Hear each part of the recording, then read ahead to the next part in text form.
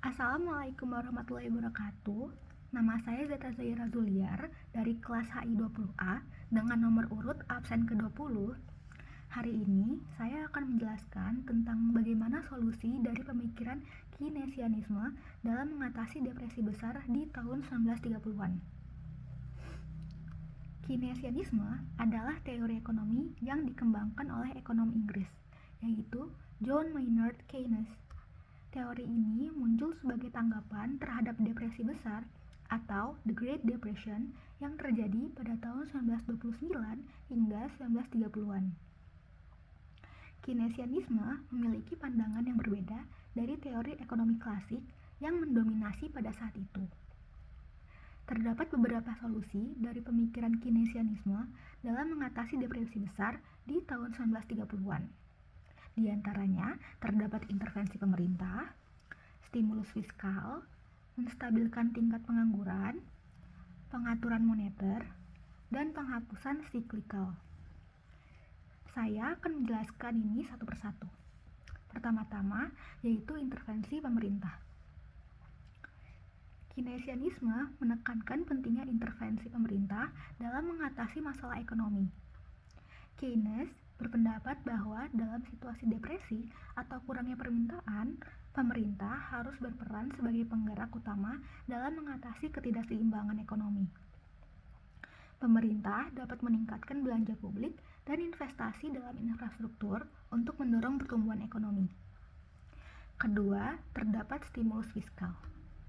Keynesianisme menganjurkan kebijakan fiskal yang ekspansif, yaitu peningkatan pengeluaran pemerintah atau pengurangan pajak untuk merangsang permintaan agregat. Dengan meningkatkan belanja pemerintah atau memberikan insentif bagi konsumen dan perusahaan, diharapkan akan tercipta lebih banyak lapangan kerja dan meningkatkan kegiatan ekonomi. Ketiga, terdapat stabilisasi tingkat pengangguran. Keynesianisme mengakui pentingnya mengatasi tingkat pengangguran yang tinggi sebagai dampak dari depresi. Dalam pandangan Keynesian, tingkat pengangguran yang tinggi dapat menyebabkan turunnya permintaan konsumen yang kemudian dapat memperburuk situasi ekonomi.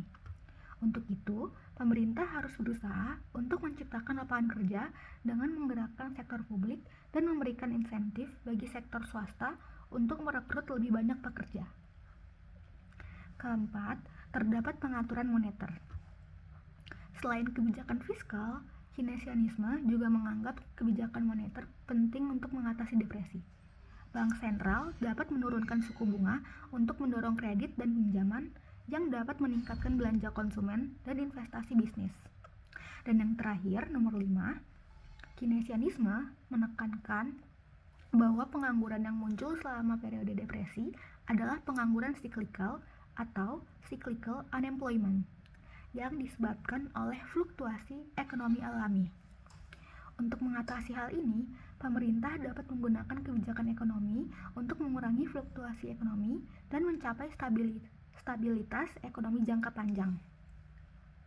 Jadi, secara keseluruhan, pemikiran Keynesianisme ini berpengaruh besar pada kebijakan ekonomi di banyak negara, terutama pada era pasca perang dunia dan seterusnya. Penerapan solusi-solusi ini bersama dengan faktor-faktor lain membantu mengakhiri depresi besar dan menciptakan dasar bagi pemulihan ekonomi dunia pada tahun 1930-an. Sekian jawaban dari saya. Mohon maaf bila ada salah kata. Wassalamualaikum warahmatullahi wabarakatuh.